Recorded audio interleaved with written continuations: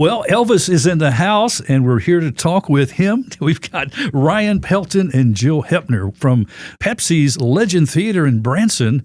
Jill, it's always good to see you. Thank you. It's good to see you also. Let's welcome our Bot Radio Network friends here. I'm Byron Tyler, and we have made our way to Branson to help you plan that summer travel destination, to have family fun, make those memories that last a lifetime.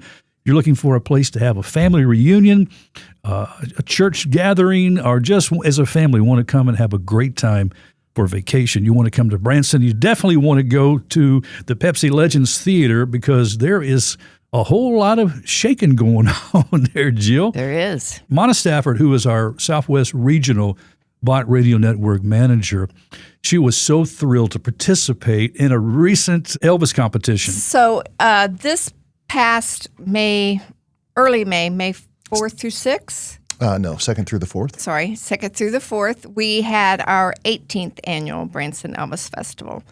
So it's grown huge over the years. It's a preliminary event.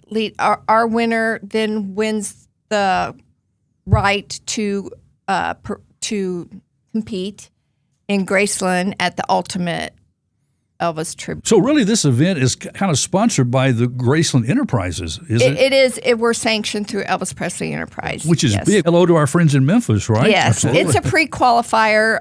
There are some all around the world for that, but you have to pre-qualify in order to enter the big contest. So. Now, Ryan, is this the way you made your way into Elvishood? A little bit, actually, many years ago. We're talking like 27-ish years ago. Yeah. Now, the Ultimate did not exist back then. There was another one called the Worldwide Images of Elvis Contest in Memphis. Right. And I won that in 2000. And man, it really kicked off my career because a year later I was working with Legends in concert for the first time. So, yeah.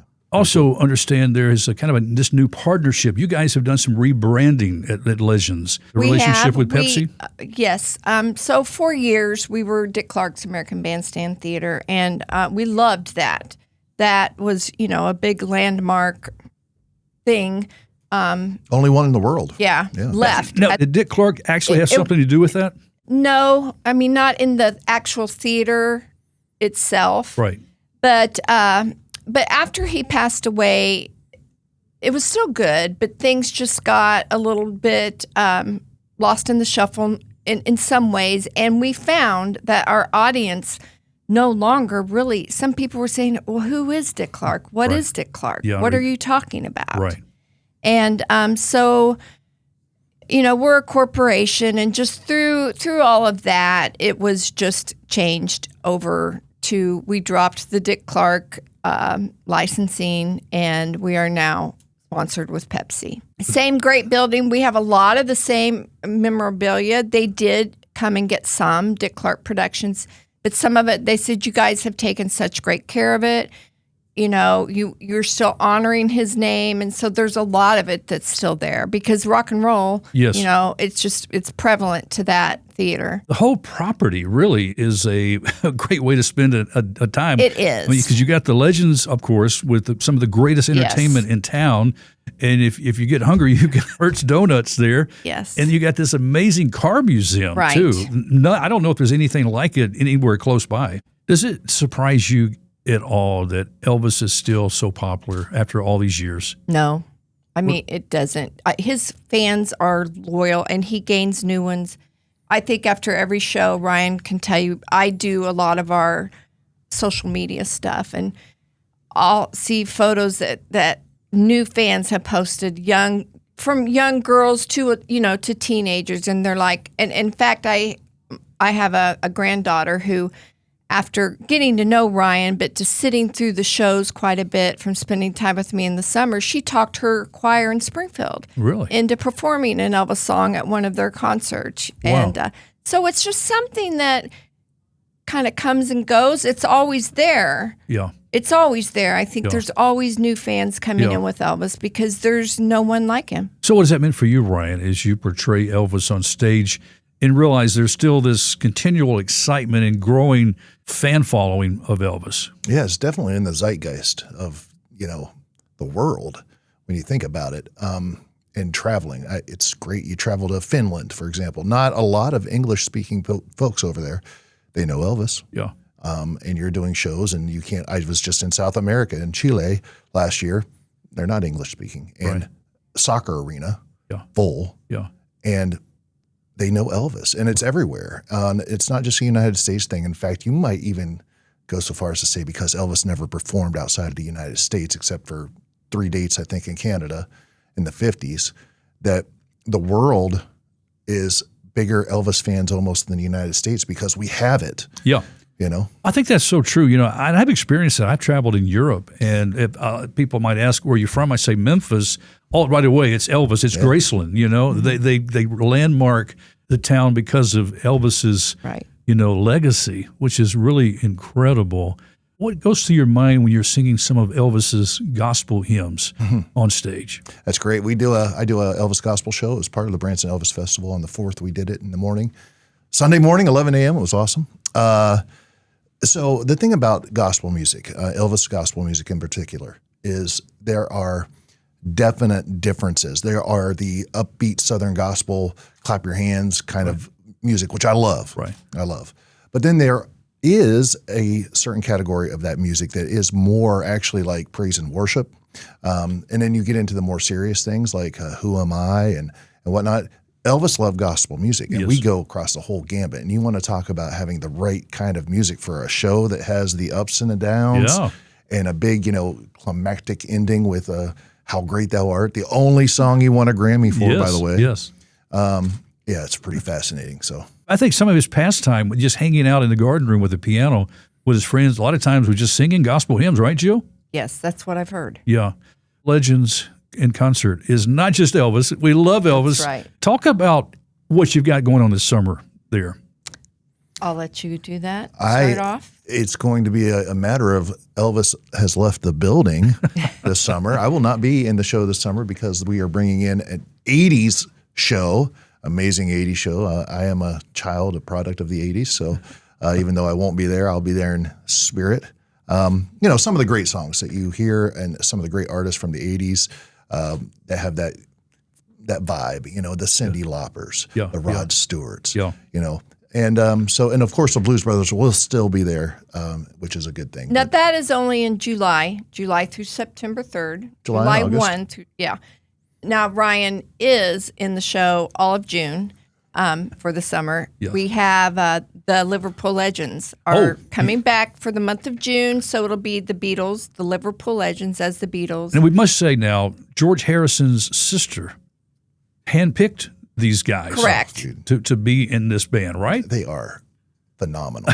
it's ridiculous watching these guys, and they can put a show on. They have a lot of energy. Marty Scott, who is John Lennon, but the whole group and off stage, there's some really funny guys. They're great. They really are. They were there all last June also, so we got to know them better. I think we all knew them anyway in town, but they were at our theater through the month of June last year, and it was highly successful and a lot of fun. These guys literally travel the world touring, doing, you know, the Beatles all over.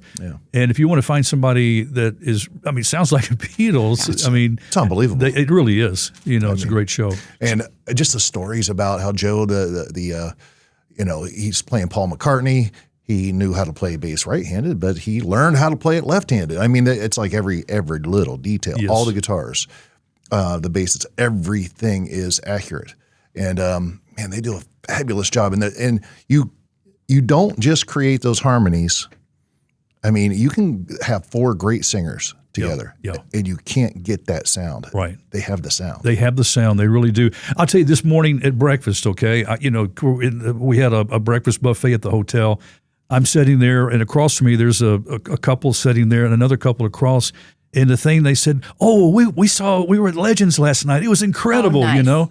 So when you hear that, you know, I mean, people really are loving Legends in concert when they come. I mean, it's really a thing that they want to do when they come to Branson. That is what our goal is. Yeah, that's what we're here for, to bring them in, let them love it, and then they come back. We have people that come back every lineup. You know, we do change our show.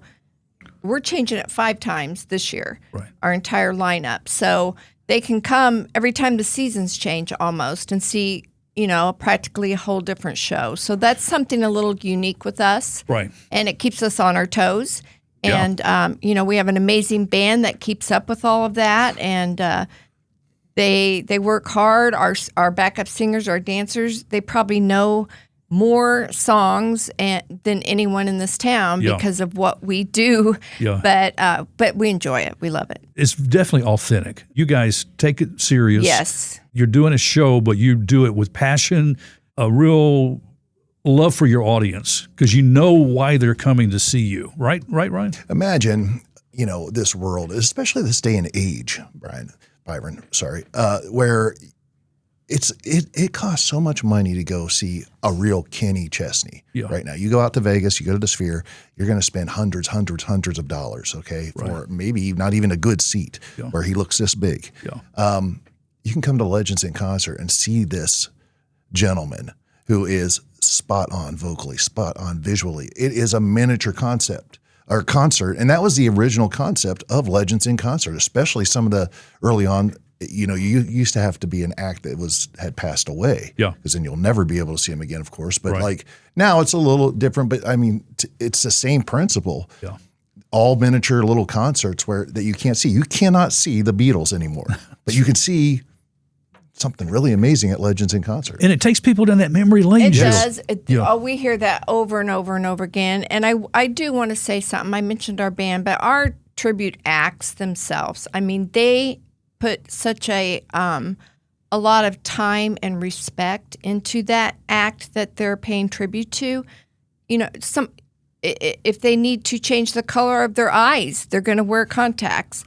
I've known them to.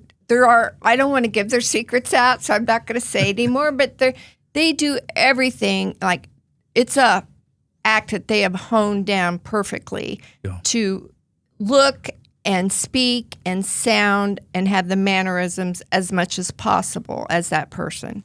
Okay, so we got to get tickets. We want to know the website. What should we do? You can go online at legendsinconcert.com and grab tickets there. You can call our box office at 417-339-3003 and get your tickets there. Okay, Jill. Elvis, you want to take us out with a little something as we say goodbye? And I don't have a band for you. Can you hum a few things? Rock and roll music, if you like it and if you feel it, you can't help but move to it. Thanks for tuning in. All right, I love it. Thanks so much, Ryan, Jill. Good to see you guys. Thank you for having us.